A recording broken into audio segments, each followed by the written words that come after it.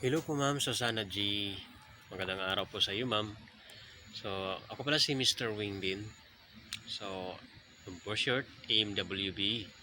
Mr. Wingbin is, galing po yan sa isang crops na wing beans o sigarilyas. Kasi noong kasagsagan po ng pandemic kasi is mahilig po akong magtanim ng gulay. So, ang sigarilyas, yan po ang pinaka-paborito kong gulay. Dahil siksik sa vitamina, minerales at marami pong mga vitamins na makuha natin, lalo na ang vitamin C.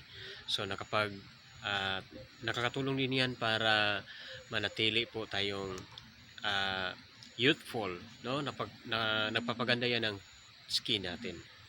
So Ma'am Susan, thank you so much at sana po ay makapunta po kayo sa aking LS every 5 AM sa umaga. So God bless po sa lahat. Thank you at sana po ang lahat dito